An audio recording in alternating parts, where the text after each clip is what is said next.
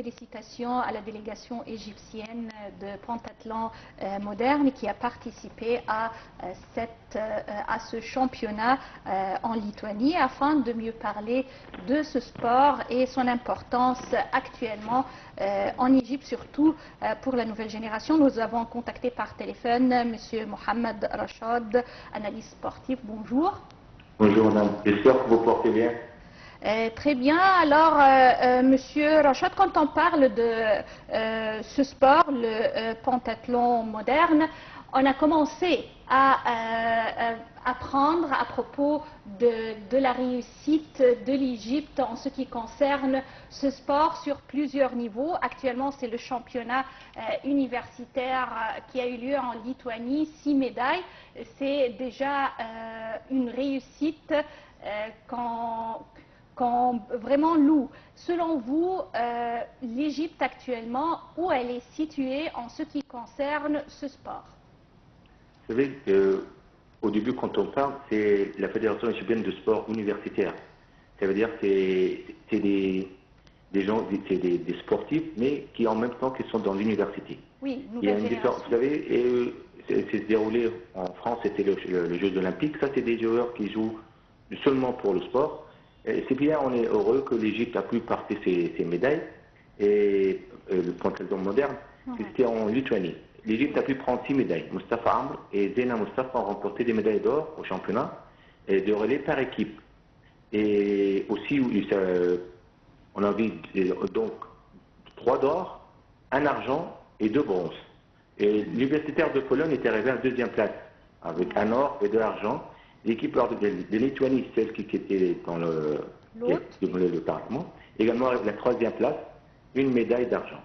Et ça veut dire que vraiment le monsieur Ayman Achour, ministre de l'enseignement et supérieur de la recherche et président de la Fédération égyptienne de sport universitaire, c'est quelque chose de très bien qu'il est heureux et il a dit qu'ils vont pouvoir, c'était déroulement de ces cérémonies d'honneur, et c'est quelque chose de très bien, vous savez, et on espère que ces champions peuvent être pour l'Égypte, parce que, vous savez, il faut avoir un niveau, il faut avoir vraiment une vision pour ce qu'on peut faire. Oui. Le sport, c'est un sport, et en même temps, si on a pu prendre des médailles, c'est pas rester ici. Ça veut dire que vraiment, c'est un tournoi, c'est terminé, la Coupe du Monde qui va se dérouler après quelques 2 ans. Et ça, c'est les collègues, et vous savez, c'est bien que le ministre et le vice-président du conseil de la fédération, et il est trop heureux de se démontrer par la délégation égyptienne, surtout sur le pentathlon moderne, et il y a eu des résultats qui sont vraiment la preuve, c'est le premier. Quand tu prends le premier sur le podium, ça veut dire que vraiment tu es le meilleur, et ça te met que tu peux travailler, il faut vraiment trouver pour l'avenir et être de mieux en mieux, on espère. Oui. Monsieur Mohamed Rachad, bonjour, et je veux savoir quel est le secret de ce sport pour les Égyptiens. On trouve que les Égyptiens excellent donc dans ce sport. On vient donc de réaliser un record aux Jeux Olympiques de Paris et de remporter une médaille d'or. C'est Ahmed Gendi bien sûr qui a remporté cette médaille, oui. Alors, quel est le secret de ce sport malgré que c'est un sport très dur? On parle de 5 sports, c'est pour cela que on l'appelle pentathlon. Oui, vous savez, si Ahmed Gendi, quand il était déjà il a une autre médaille, quand il médaille, le médaille d'or dans les Jeux Olympiques, ça veut dire que vraiment il faut regarder avant tout, pour choisir un sport, ça veut dire que vraiment tu choisis ce sport, ton corps va t'aider à pouvoir s'améliorer, à pouvoir faire tout ce que tu peux faire. C'est un jeu très dur parce que tu joues 5 sports. Et tu joues ce sport avec des nombres à la fin, s'il y a des nombres qui font. Alhamdoulilah, Ahmed Gendi, lui, il a pu porter un record mondial. Il faut savoir que ce sport, ça veut dire que tu joues, tu prends une médaille, mais en 5 sports. L'Égypte, j'espère que Ahmed Gendi, quand il a pris son médaille d'or, il a pris une médaille d'argent à fond, ça va ouvrir le porte pour que les gens, et ça c'est le secret du sport. Du sport, il faut avoir des idoles. Il faut aussi des valeurs suprêmes, et il faut savoir que tu sais pourquoi tu pratiques le sport.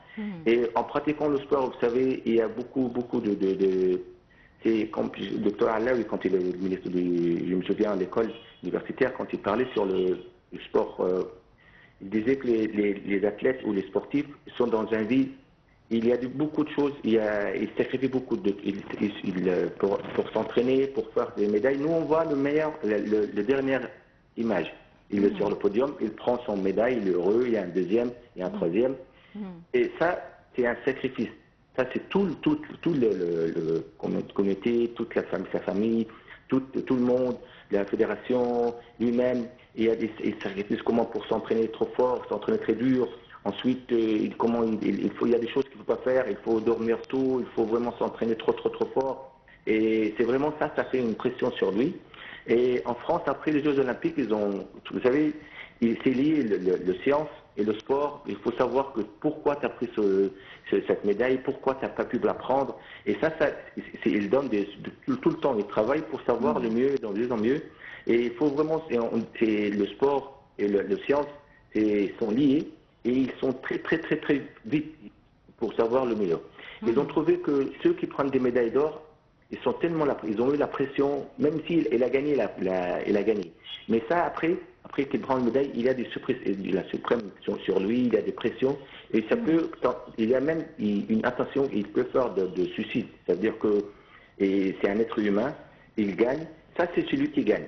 Regardez celui qui gagne par exemple une médaille, ou celui qui s'est entraîné, il a fait tout ça, et à la fin il n'a pas pu, il est dernier. Vous savez, quand vous regardez par exemple l'affiche mondiale, ceux qui sont rentrés, il y a le premier, il y a un dernier. Le dernier, lui aussi, c'est un sportif. Il a travaillé tout, il a fait tout fait. Mais ça il pourra faire du mieux. Il y en a un qui va venir à sa place, et ça, c'est la vie. Et si, par exemple, il y a des idoles dans tout le monde sportif, vous savez, Michael Phelps, c'est lui qui a pris 28 000 médailles. Ensuite, le premier, les Jeux Olympiques, ça, c'est quelque chose de mieux. Après, la Coupe du Monde, après, ça, c'est les Jeux Olympiques, c'est en haut de la pyramide. Après, vous savez, il y a la Coupe du Monde après, il y a la Coupe, par exemple, d'Europe, il y a la Coupe d'Asie, ou Coupe d'Afrique. Ça veut dire que ça descend. Et c'est lui qui prend 28 médailles. Il y a aussi un lutte colombien qui a pris Javier Lopez. C'est lui qui a pris 5 médailles en 5 Jeux Olympiques. Il a démarré en Tokyo, en Pékin, je veux dire, en 2008. Ensuite, il a pris quand il était en 2012, en 2016. Ensuite, en Tokyo et en France, c'est une médaille. Merci beaucoup pour toutes ces informations. Monsieur Mohamed Rachad, analyste sportif, merci beaucoup et passez une excellente journée et félicitations encore une fois pour nos champions universitaires. C'est vrai, alors l'Égypte, une fois de plus, fait vraiment l'éloge ou a attiré l'attention à travers un sport qui n'est pas vraiment tout à fait celui qui est très connu ou pour lequel on attendait les médailles, mais c'est toujours les sportifs et les athlètes égyptiens qui sèment la réussite et nous rend fiers d'eux. Et à présent, Ilham? Oui, à présent, donc, une courte pause et on revient pour continuer. Bonjour l'Égypte.